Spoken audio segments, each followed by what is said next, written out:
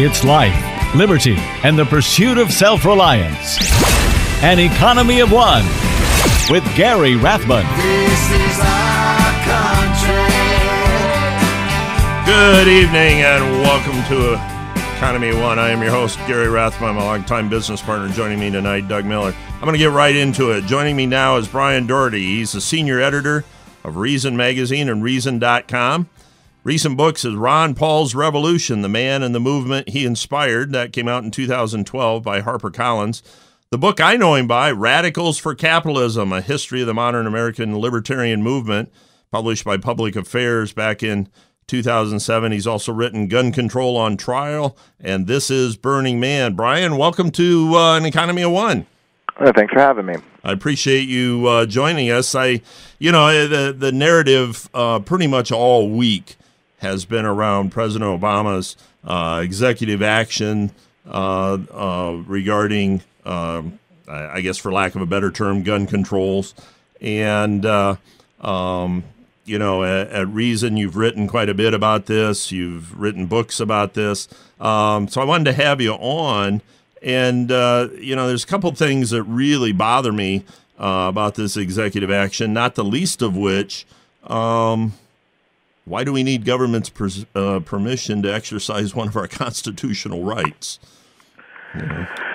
Sure. Obama has clearly decided, and, I think something all Americans need to understand when they begin thinking about this is Obama and the Democratic Party, Hillary's doing this too, are painting gun violence as this increasing epidemic problem in the United States, when in fact it is a problem that we have succeeded in cutting in half over the past 25 years. From the mid-'90s to now, the gun homicide rate in America has been cut nearly in half. What we've seen this year, of course, is a series of colorfully horrible mass public shootings which get the issue in the news and kick in this kind of political action. Obama started his talk the other day with a list of these tragedies that happened in 2015. But the first thing you will notice, if you think about it, is the policies he is talking about in reaction to this, which mostly have to do with either increasing the percentage of gun sales that have to go through background checks and or trying to make sure that everyone, who has ever gotten a mental health care in this country can't buy a gun. Neither of those things would have affected any of these crimes. What he doesn't want to realize, doesn't want to think is, to a certain point, as long as guns exist, which they do, and they're not going away, there's over 300 million of them in this country, and as long as the Second Amendment exists, which I know people like Obama probably do want to make go away, but so far it hasn't, there is no way to eliminate the possibility that, as happens very rarely in this country compared to the number of people who have guns, that someone with a gun is going to misuse it to commit a crime. It's going to happen. There's no way to stop it from happening. The things that he wants to do allegedly to stop it from happening are not going to stop it from happening. So then the question becomes, why is he even doing this, right? I mean, he's not a dumb man. And in fact, even at a point in his speech, he sort of said out loud, he's like, yeah, people will say that these wouldn't have stopped it, but we got to do something. It's like, well, you don't actually have to do something. But politically, he feels he has to do something because the whole issue of guns and gun possession has become this real tribal touchstone in American party politics. Like, so many Democrats, not all by any means, but so many of them just sort of have this sense that gun people are evil, vile, buck-toothed, bloodthirsty rednecks, and they're not our type of people, and we don't have a gun, and we don't know anyone who has a gun, and screw them. And it really just does become the politics of, let's just show these gun people that we don't respect their rights, we don't respect their culture, we don't respect them, and we're going to just poke at them, even if it's meaningless, even if it's not going to save a single life. We're just going to say, yay us, boo you gun people, and that's sort of the best interpretation of what he's trying to do, this pure political gamesmanship, tipping his hat to his people, to his partisans, that I get it, we hate guns, we're good people, that kind of thing. But the scarier part, and I noted Obama toward the end of his talk on Tuesday said some words that I called attention to. I don't think a lot of other people noticed. He was talking about how hard it is, and I don't know if he meant how hard it is to pass new gun laws, which it is hard for good reason, or if he meant how hard it is to stop gun violence, which it kind of is via policy, and yet we've managed to cut it in half.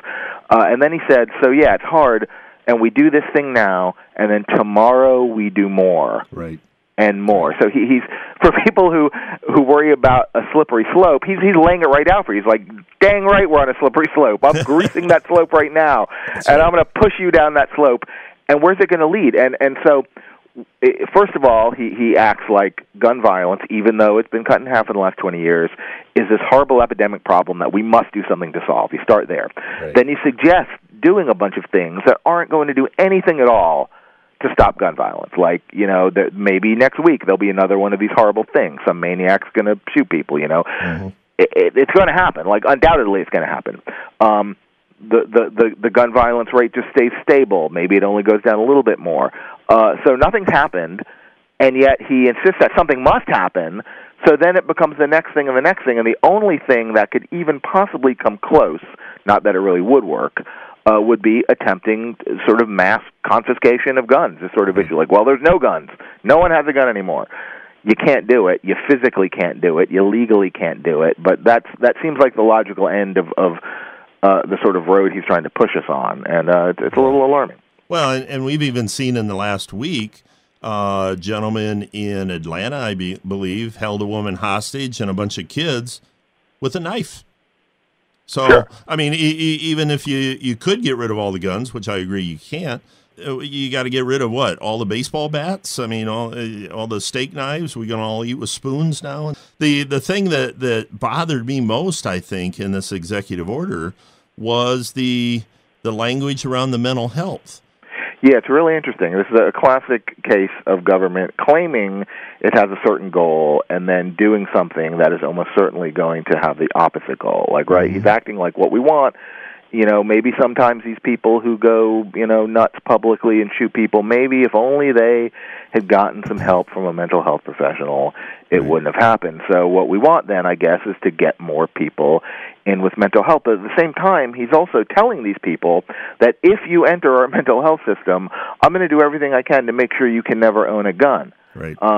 And, people, about 42% of American households, as far as we know, have guns. It's not this weird minority desire to have a gun for self-defense, for hobbying, for whatever reason you might want to have one.